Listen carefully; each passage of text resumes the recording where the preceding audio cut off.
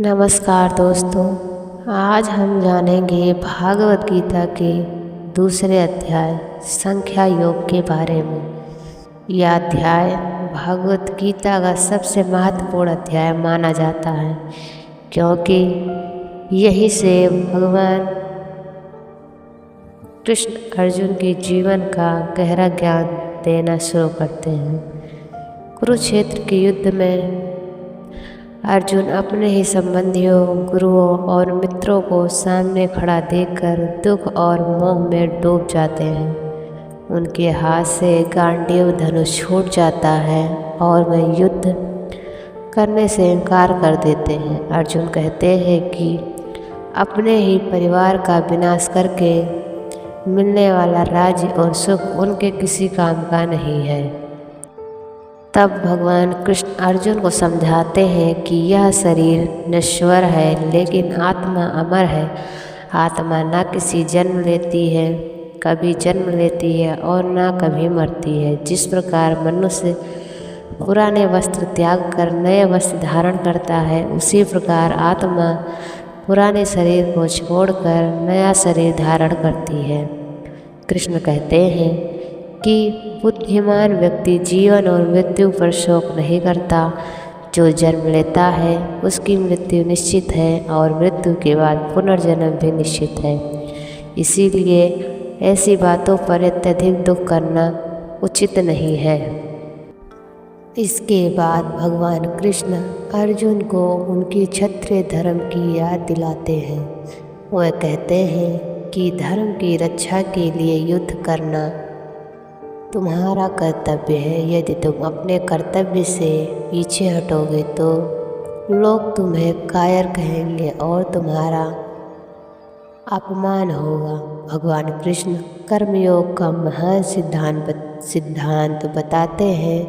वे कहते हैं कि मनुष्य का अधिकार केवल कर्म करने पर है, उनके फल पर नहीं। इसलिए व्यक्ति को बिना फल की चिंता किए अपना कर्तव्य निभाना चाहिए।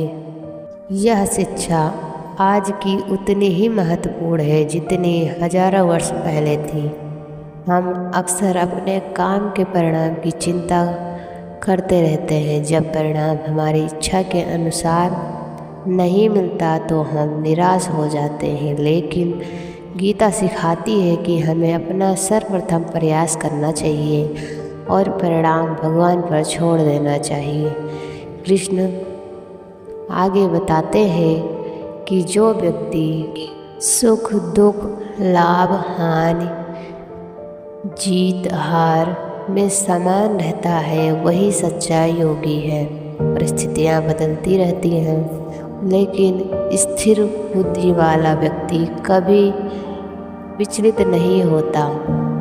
इसके बाद अर्जुन कहते हैं कि स्थिर बुद्धि वाले व्यक्ति की पहचान क्या है।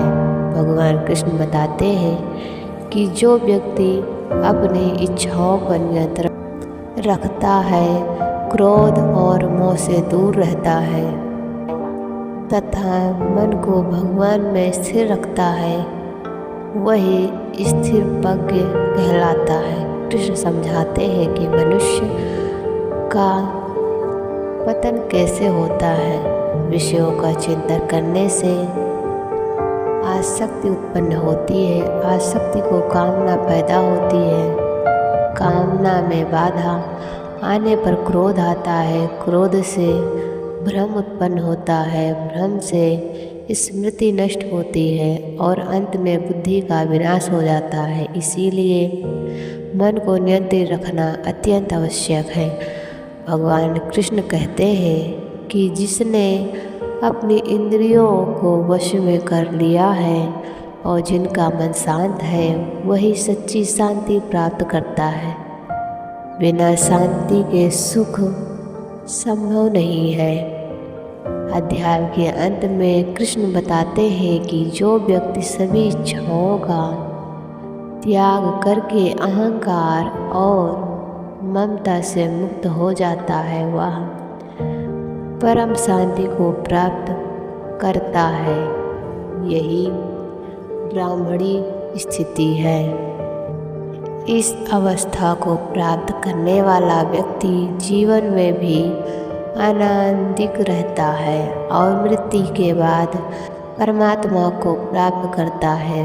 दोस्तों, भगवद गीता का दूसरा अध्याय हमें सिखाता है कि आत्मा अमर है, कर्तव्य सर्वोपरि है और कर्म करते समय फल की चिंता नहीं करनी चाहिए। जो व्यक्ति इन शिक्षाओं को अपने जीवन में अपनाता है वह कठिन से कठिन परिस्थितियों में भी शांत और सफल रह सकता है। अगर आपको यह ज्ञानवर्धक कथा पसंद आई हो तो वीडियो को लाइक करें, कमेंट में जय श्री कृष्ण लिखें और हमारे चैनल को सब्सक्राइब करें। धन्यवाद।